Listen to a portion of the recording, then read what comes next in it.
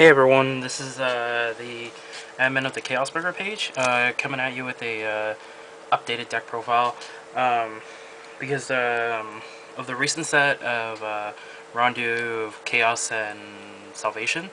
I was able to update my Chaos Burger deck and also my Messiah deck. So this is the first one of them. I'm going to showcase, well, not really showcase, but do a deck profile on my Chaos Burger deck. And yeah, let's just get to it. So, the starter I'm running is Involution Star-Vader Carbon. This thing is dumb. This thing essentially is like, okay, if you're essentially the effect is if your opponent has a lock card, put this into Soul, call anything grade 1 or less that's not himself. So you can target any grade 1s, like any of the grade 1s you need, like say Zinc or Metanax or something, necessary to call into the rear guard circle. It's really good to have. Sets you up for a lot of plays. Really don't see why you wouldn't run it as a starter. I do not run the Dust Tail, mostly because I tried it with the Dust Tail. I tried this deck with the Dust Tail. It's nice, but then at the same time, it's really not needed, and I really never found myself using it. So I just stuck with the one carbon. Onto the triggers. I am running 8 criticals for the paradigm shift, and then yeah, I know it's one of each Star-Vader crit. I'm running 8 crits because I don't see why you need any more than that. 12 crit is nice, but it's just the deck needs hand power now, and so 12 or 8 crit is already good enough. You're applying pressure already, and 4 of the crits are recyclable, so I don't see why you need any more than that. I'm running 4 draw triggers, the Margle clones for Star-Vaders. This thing's dumb because you fill up the soul, helps use your resources well enough. Also, why not? It's a bird. You often will need the hand, and so hitting a draw trigger will help out a lot. If you draw into this anyways, it's fine because you can always put into soul for soul fodder, or heck, 5k guards. Comes in pretty handy for it. And then I run 4 of the Fighter Collection heal, the light that lights up lights up Demise Karina. I just call it Karina. I don't really call out the whole name. She runs in tandem with the G-Guard, which I run 1 of in the deck, and I mean, she's good for the counter charge because if you have one or less face-up damage, you Soul Blast 1 and counter charge 1. So it helps a lot with kind of utilizing her skill. And yeah, I know she's not Star-Vader, but you don't really need the Star-Vader in all honesty. You prefer something that actually kind of works in tandem with the deck and have it, function well enough. Always have the resources to get stuff going. So yeah, so that's all the grade 0s. Grade 1s, I am running 2 Metanaxes because 11k booster combos really well with one of the grade 2s where he becomes a 15k attacker, making it a 26. His effect is a GD1 on the essentially on the rear guard circle. When this unit boosts, if my opponent has 2 or more locked cards, this becomes an 11k booster, and then if the attack hits a Vanguard, where this one boosts, choose a lock card and Omega Lock it. It's a Volt line with a little bit of a extra boost to it, which is pretty good because, pressure is a thing, and that extra 4k can make or break a difference, depending on what you're running and what your rear guards and everything. So this does come in handy. You don't need more than 2. You can run 3, but it's really preference on how you want to play the deck. I've seen only 2. 2 is probably the max you'll need after testing, but just depends on how you go with it. I am running 4 Cosmo Wraith in this deck, so people are gonna ask why I'm not running Thorium. I've tried Thorium, and as much as I like Thorium, I just never really the draw is nice. I do agree. The draw is really nice. But it's the idea that, oh, my opponent needs to have 3 locked cards. Well, I mean, I'm playing Chaos. I should have 3 locked cards on my opponent's side of the field, possibly more. I'm looking ahead and where, what if I don't? What if there's no, what if I can only get 2 at most? And this is more for the early turn. For the early few turns. Later on, it won't really matter because, you know, you'll have a lot of locked cards anyways going on. But by that time, I'd rather just recycle resources of countercharging, and it'll essentially come back to where I can just constantly use effects over and over and not have to worry about resource management as much. Counterblast gets eaten up pretty fast in this deck, I've noticed, and so I ran Thorium, I tested Thorium, I like it. I just prefer the Cosmo Wreath more when I'm playing, and it helps a lot more. Depending on the situation, I might go back to Thorium, but then again, but for now, it's after just playing with the deck for so much, I definitely need the counter charging more. And for people who are going to say, well, you're going to run Zinc, Zinc is nice. I don't want to soul charge my whole deck, because if you remember, Zinc, I mean, going into it, I am running 4 Zincs in this deck, but this is mostly to just be able to see, at least 1 or 2 in my hand. This is a good card because you go put into Soul, counter charge 2, and Soul, or you Soul charge 2 and counter charge 2. But that's 2 cards gone from your deck, and I don't like that idea. Yeah, it fills up Soul. Majority of the time, I only ever pull off about 2 of these, and that's it. Other than that, I rarely ever want to use it because deck thinning is really quick with this deck, and if you use this, you're going to Soul Charge triggers pretty fast. And I want a way to where I don't have to Soul Charge triggers if I don't have to. Hopefully you guys get what I mean by that. Because there have been times when I use this and I Soul Charge triggers, and it really sucks. I mean, yeah, I still hit triggers afterwards anyways, but it's like, I'd rather not risk that if I don't have to. So I'm running that. And then finally, to finish up my grade 1s, I am running 4 Penrose Gate because Star-Vader Stride Fodder, as long as you pay the cost to stride into a Gina with Star-Vader in its name. And then his, I mean, it requires you to have a Star-Vader Vanguard, but I mean, majority of the time you're going to have a Star-Vader Vanguard, it won't really matter. The second effect he has is that when this card is discarded from your hand for the cost of Stride, you can Soul Blast 1 if you have a Vanguard with Chaos in its original card name. You may pay the cost. If you do, look at 7 cards from the top of your deck and reveal up to 1 card with Chaos in its card name from among them.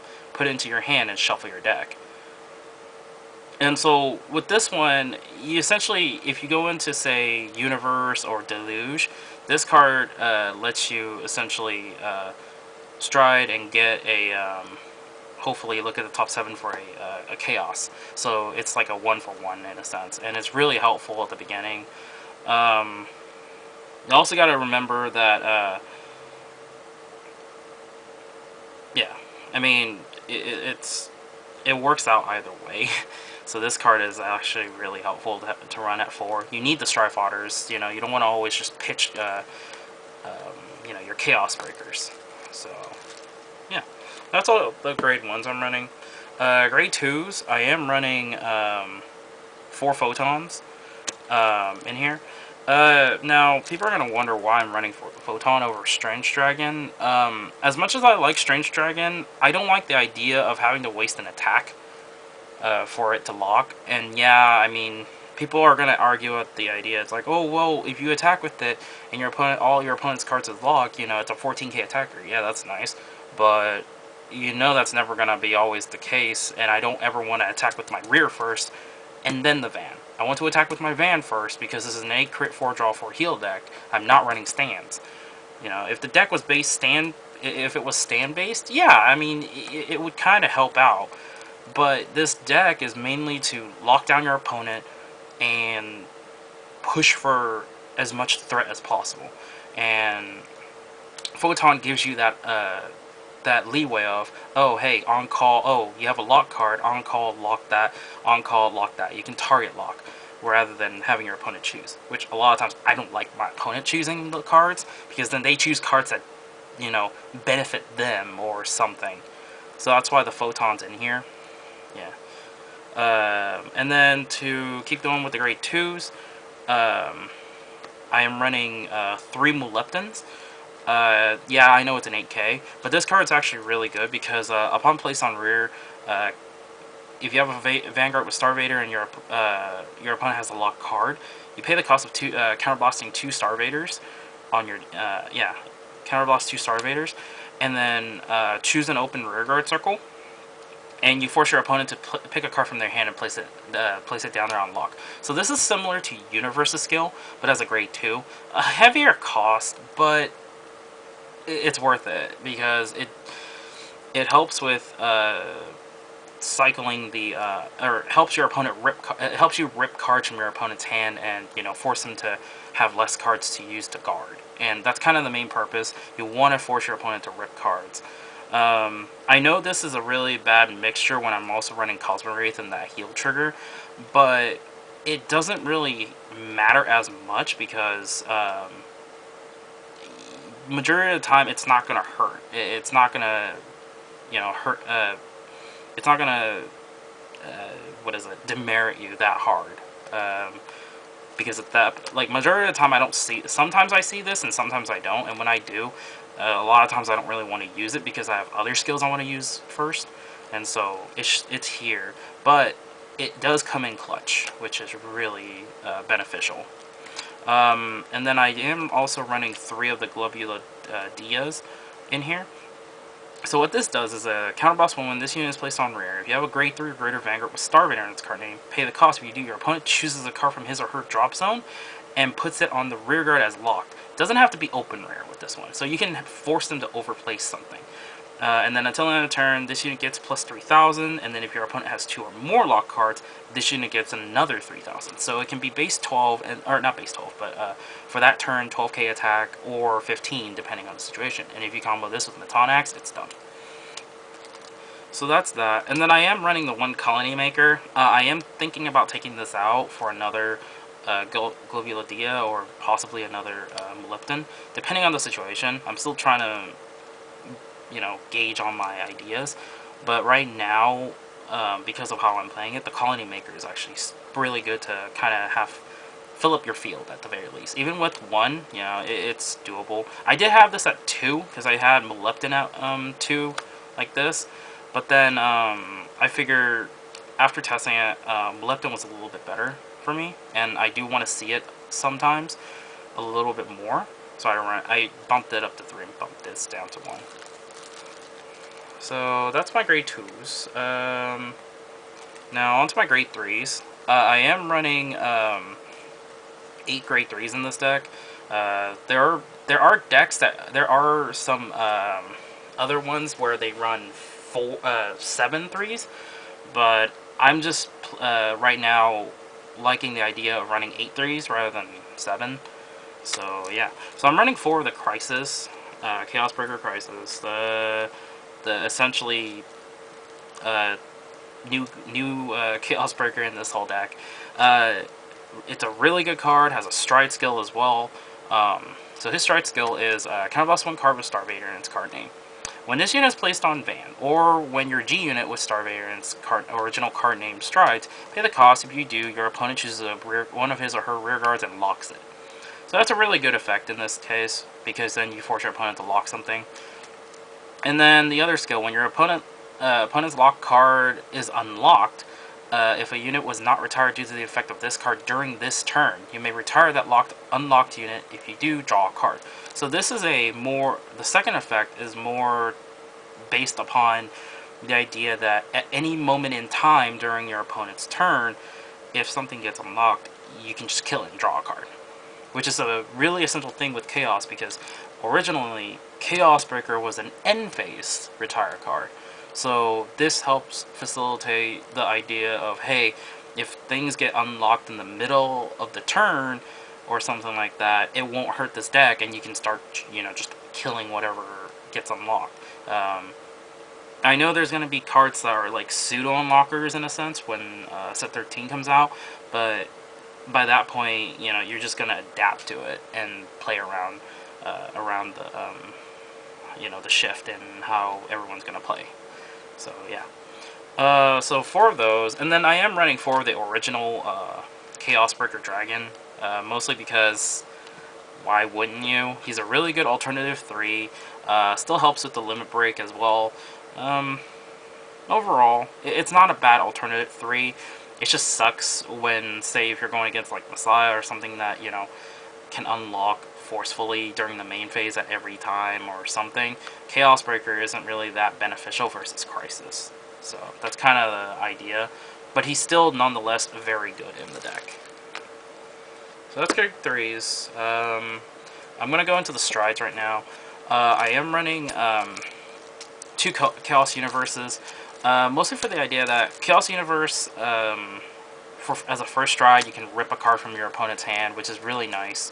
If you G-guard it first and then you stride into this, you know, it helps with oh hey, rip a card from your hand, lock something. So it's still a good stride. I only need it at 2 because I don't see the necessity for it. One other thing is that it has to be placed on an open rearguard circle, which is kind of lackluster sometimes, but on occasions it does help. But so just 2 is probably good enough in my opinion. I am also running 4 of the Chaos Breaker Deluge. Yeah, this seems a little overkill, but I actually like the idea that I can rip 2 cards from my opponent's hand every turn, and it's very beneficial because ripping the 2 cards is, I feel like, more of a neg for my opponent because 1, you're forcing the lock from the stride skill, and then 2, you're ripping 2 cards from their hand, and they still end. Then if they're at 4 damage or less, you know, you move a lock card to the damage zone, so they take a damage essentially, and then they have to deal with, you know, all your swings, which is really harsh because they have to drop more cards. They drop 2 from hand, and they have to drop for guard, and they have to drop for your rear guard attacks or something like that. So it creates a very bad situation for your opponent. Like, oh, if they try to commit to board, it doesn't matter because then this card will come out and then rip more cards from their hand. So it's a scenario where either way they're gonna be in a bad position, and it's, yeah, like you just force them into a really bad situation. He's a really good card. He flips anything, by the way, so that's why I'm also running at 4 because I like the option to go into 3 of them, because I know after 2 sometimes I want to go into a 3rd one. So that's why I have it at 4. Usually the 3rd one I just flip over a Deluge, the 3rd Deluge, but then you never know what can happen. You might want to go into a 4th one. Not a lot of times, but yeah. And then I am also running 4 Glue Ball Dragon. This card's absolutely dumb. His effect is a once per turn act. Soul Blast 1, choose a face down card with the same card name as this, flip it face up. If you have a heart card with Star-Vader in its card name, your opponent chooses one of his or her rear guard for each face-up card in your G-zone and locks them. So you force your opponent to lock however many you have face-up, which is really good still. And then the GB3 is all your units in your front row game with Star-Vader in its card name gets 3,000 for each of your opponent's locked cards. Essentially kind of like a Nebula Lord Dragon effect from back in the day with the limit break. This is kind of what the deck needed. It needed more power, and this is what gives them the power. So what happens is you go Universe, Deluge, Deluge, and then you just finish off with Glue Ball, because then a lot of times they won't be able to survive that much power coming in since you've ripped cards from their hand. That's kind of the thing with that. I am also running 1 Amnesty Messiah in this deck because potential unlock. Majority of the time I don't really need it. It's just in here, just for the off chance that I really, really want to use it. But majority of the time it never gets used. Deluge usually flips it over. So, and then I am running 1 GB8 for the off chance that I am on Chaos Breaker Dragon, and where I just retire everything, draw, and then I just force them to play even more cards from Alt Welder. Which is not bad. You reach GB8 pretty fast with this deck, but you never get to the moment where you're going to ever have to use Alt Welder. So, yeah. So it's all the strides. For the G guards, I am running the one Lacus Karina because I like the idea of, hey, I'm going to lock your entire back row or something like that, and it gives it gives you a chance to, you know, get rid of nuisance cards that might give you trouble later on. Or say, like, if your opponent has rear guards in the back that can kill itself, or like go into soul or something like that, if you Karina them, those cards, they stay on the field, and you can just essentially relock those cards through, you know, specific effects, which is, you know, pretty beneficial depending on the situation. I am running one of the Genesis machines in this deck because this is a pretty good card for the deck if you really need it. When placed on guard, you can Soul Blast one if the number of locked cards is 2 or more on the field. So you pay the cost of Soul Blast one if you do draw a card. So it doesn't matter which side of the field has locked cards, as long as there's 2 on the field, draw a card, which is really good. And then you run 2 Destiny Guardians in this deck because this works in tandem with Crisis. So you have your opponent's lock cards, right? Lock cards, and then say you G guard with Destiny Guardian, you can unlock them and kill one, and then just draw off of it. And that, and then you just essentially it's a free 10k shield on top of that, on top of the free draw, which is really nice. So yeah,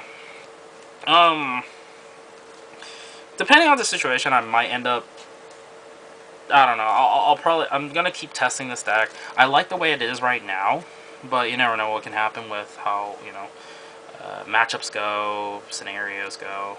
So, so there might be an update depending on the situation, but for now, this is what I have as my basis of the deck and how I am currently running. So, I hope you guys enjoyed this video, and I'll see you guys in the next one.